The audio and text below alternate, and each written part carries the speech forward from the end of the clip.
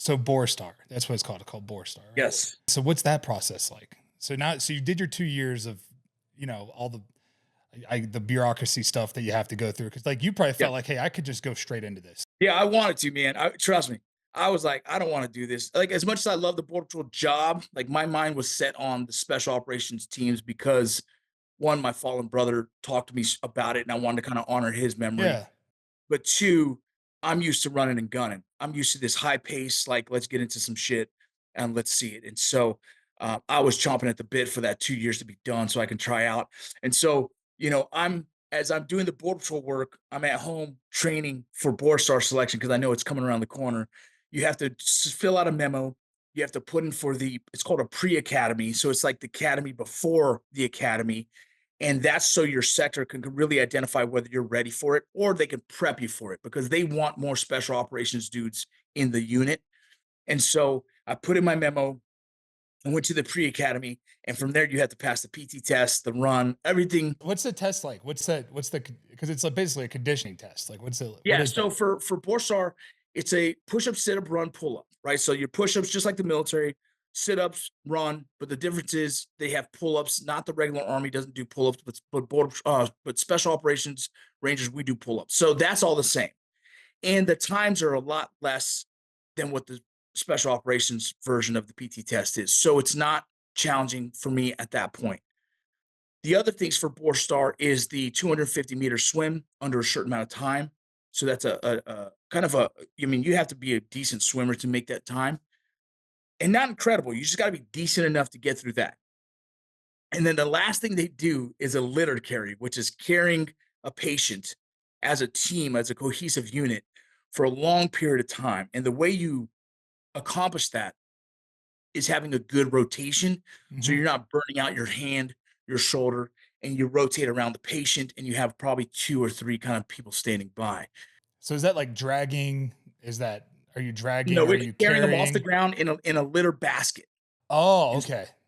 so you're carrying about a 200-pound dead weight patient, and you're having to carry them about 5 to 10 miles, depending on what the cadre determined was part of the test. And so that's not so much individual test. It's kind of to see your intestinal fortitude. Like, Oh how yeah. much can you suck it Yeah. up? What's your mental toughness level look like? Yeah. Yeah, and that's what it is. And then working with the team. You'll see guys break down and start yelling at each other, Oh and the yeah. catcher's like, "All right, cool, we don't want that guy." You know how that goes. It's like Oh yeah. it's the team. You see true character when you're pushed to your limit, Yep. and that's what they're doing in that moment. They're like, "All right, they passed the PT test, they passed the swim test. Now let's see where their character's at." And like that's where they really push you to the edge of breaking. I wasn't there at that moment during the pre-selection, but during selection, that was a can I cuss? I'm like holding back a lot of Yes. cuss Yeah. words. You can I, cuss. I will hold back curse words because I hear my own podcast. I'm like, man, I gotta chill. But the the Borstar selection, we did it in Coronado next to the Navy SEALs. Okay, so I feel that wasn't favorable to us because the cadre was watching what they were doing and they turned around and like, yeah, you guys can do that too. So it was cool to see because it was inspiring me. Like, that's cool, man. We're sure getting our butts kicked with SEALs just about 100 meters away or so. And it was really cool to see these young studs putting themselves through it, right? Because as a patriot, someone who served, I just love seeing that. Yeah. But then now I'm like 28 years old, body's a little bit broken, going through selection again, and I'm like, man, mentally I'm in a good space, but physically, can my body endure this again? Is really where I was at.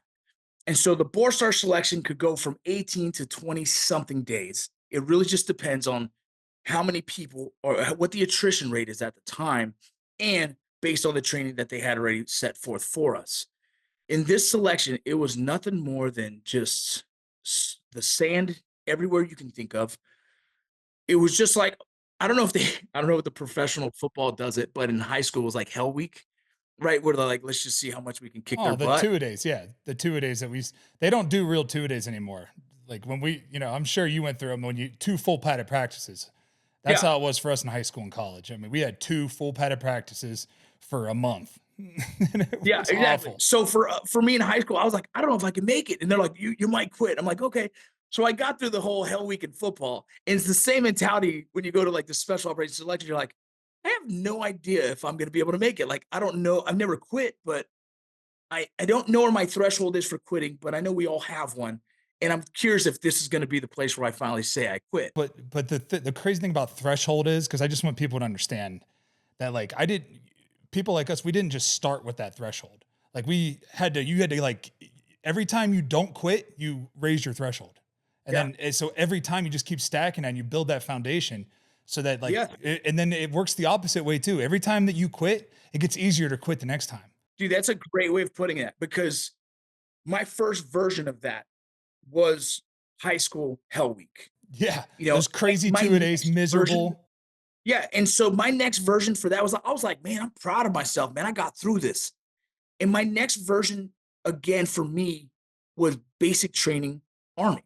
And I was like, damn, okay, I can get through this. And I was probably in the top 5 dudes that graduated. So I was like, oh, I'm not bad at this. And then I went to RIP, which is Ranger Indoctrinal Program, and that's our selection to get into battalion. And I got through that one pretty like, okay, man, I got this. And as I went throughout my career from Rangers and doing really hard training to Ranger School, I graduated distinguished honor graduate. And to be honest, I got lucky, right? It's just a lucky one because I didn't get caught when I fell asleep, or I didn't caught when I did something stupid. But I kept seeing that threshold jump up. But the other side of it was my age was creeping up. So now the body also has to match what the brain is telling you can do. And in BORSTAR selection at 27 years old, as 4 years of special operations training day in and day out, my body wasn't as crisp as it used to be. I started feeling lower back issues. I started feeling pains in my knees. And I knew that, like, oh man, I got to be smart about how hard I push myself. I can't be 110% every day. There's got to be days where I'm like, take it easy. You can go back some, you can fall back in the line and get your body some rest. And so in BORSTAR selection, day in and day out, here's how it goes. They find every reason they can just to smoke you, which is just push-ups, sit-ups. It's a calisthenic crush. You're beat down. Yeah. They found every reason to put you in the sand. Even all your dry clothes is now wet. There's sand everywhere. And now you got to go back to your little hooch and find a way to get dry shoes, dry socks, get rid of that sand. And you have no time to really figure this out. So no matter what, you have sand in your toes, in areas that you don't want, and your clothes is always just nasty. And then the other people thing don't realize is that sand probably creates so much. Just like, it's like starting a fire down there. Just like, it's like having sandpaper in between your thighs. Exactly. You got chafing everywhere from ankles to crotch, toes. It was common to eat food and chew on sand. You're like, well, there's sand there too, I guess, you know? That's what the selection was unbearable. Just like there was no relief from the sand and the cold. And then every morning for PT, you wake up and you either run a 5 to 7 to 10 mile run, or and then you rotate with the next group and you're swimming for 2 hours. And it could be hold breath exercises. It could be treading water. It could be swimming miles. It could be open water swims. It didn't matter. You're swimming for 2 hours and you're running for 2-3 hours. And so now you're like, damn, this is not Ranger School where I carry a heavy ruck and I walk slow and just get through it. You know what I mean? This is not me trying to be a leader in a group and try and accomplish missions. This is me what became almost like a triathlon every single damn day and trying to endure this. Yeah. And that's the difference. What BORSTAR selection was you're just beating your body up day in and day out. And can you make it for 20 something days? And by day 9, my knee was swollen and I'm falling back in these runs and they're yelling at you and you're only a number in BORSTAR. I was 83. I still have the old shirt. And they're like, you're falling behind 83. You're making everyone else pay for 83. Maybe you're just not good enough for an 83. And these mental games that you're like, bro, as a team player, I feel terrible that these dudes are getting punished because of me. And in my head, I started to like, hold up. I've done this. I've been there.